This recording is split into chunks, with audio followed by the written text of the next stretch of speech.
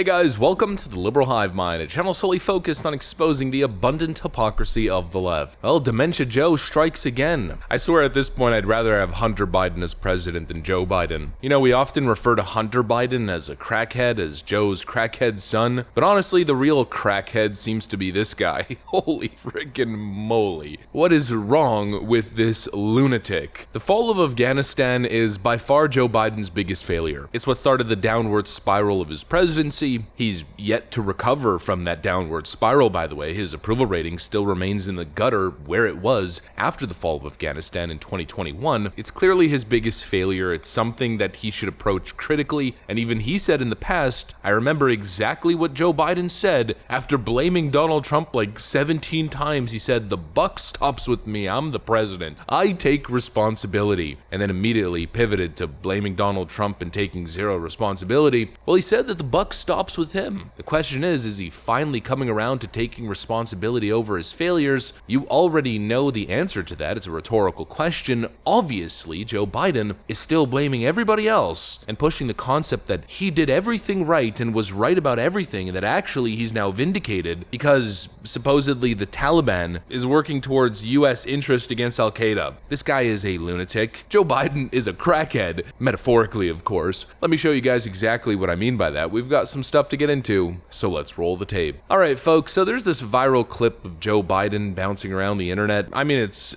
really shocking stuff. Shocking in the same sense that this entire presidency has been shocked. I mean, what is this? No, all the evidence is coming back there. Remember what I said about Afghanistan? I said Al-Qaeda would not be there. I said it wouldn't be there. I said we'd get help from the Taliban. What's happening now? What's going on? Read your press. I was right. Thanks. So the report is from the State Department actually about the withdrawal. Here we go again with the weird, creepy Joe Biden thing of whispering into the microphone as if that adds validity to his statements. Listen, pal. Or, excuse me, Joe Biden vocabulary. Listen, Bal. Get ready, pal. I was right about everything. Yeah, you see, you read the press. Listen. Why are you whispering, old man? What are you saying? What are you talking about? Literally, everybody is scratching their head. Like, what press report is this hallucinating meth psychosis psycho going on about? He's telling us that he was right about everything and that he predicted exactly what was going to happen in Afghanistan and that the Taliban was going to start working for US interests. What, was this your plan the whole time? Or is that what we're supposed to believe, Joe? That actually your plan was to let Kabul fall, to create a power vacuum for the Taliban to take over because the Taliban is somehow our friend? That is literally how this guy's trying to rewrite history. You're insane. You predicted nothing. Well, actually, excuse me, you did predict one thing. You predicted a long time ago, I think maybe 10 or 13 years ago, that if the US swiftly left Afghanistan without an actual plan, that billions of dollars of American equipment and munitions would be left behind and it would be an absolute disaster. If tomorrow the order goes out from I'm President of the United States, I issue an order, end the war today, begin to withdraw all American troops. It will take a year to get the American troops out. Do you hear me now? That's the truth. It will take a year to get them physically out. Now, if you leave all the equipment behind, you might be able to do it in 7 months. And you leave those billions of dollars of weapons behind, I promise they're going to be used against your grandchild and mine someday. You did predict that that would happen, and then you literally did what you were warning about a decade ago and created an absolute humanitarian catastrophe and one of the most embarrassing foreign policy disasters moments in American history. And now you're trying to tell us that actually everything's going peachy and it's all according to plan. This guy is insane. Not only is he incompetent and his brain is melting in his own age, but he's also demented. I mean, the guy's a freaking psycho. He doesn't care. He doesn't care about anything or anyone except for himself, his political ambitions, his career, of course his financial ambitions, as we know with his family, and he's willing to say and do anything to weasel his way out of anything. I mean, what a scoundrel. And he says this stuff and then leaves it for the rest of his staff to have to clean up. And I kind of feel bad for him in a sense here. And I mean, poor guy can't catch a break. You know, it'd be one thing if Joe was making this giant mess and he had a serious cleanup crew, some of the most competent PR agents known to mankind who would clean up Joe's mess, but instead he has freaking Karine Jean Jean-Pierre, who every single time when put in these positions looks like a deer caught in the headlights. Can you just, on the report, has the president reviewed it or been briefed on it? He was just asked about it in the Roosevelt Room, and he said, read your press, and I wasn't really clear what he was trying to say there. Well, I didn't hear. I know that he was asked about the about this particular review or this action after action review that was given. Look, what I can speak to is more broadly what the president has said, and I think this is what he was referring to. He had to make a tough decision.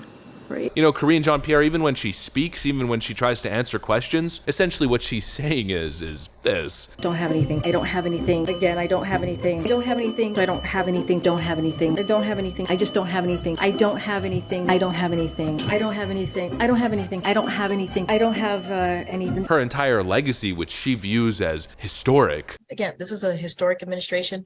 I'm a historic figure, and I certainly walk in history every day.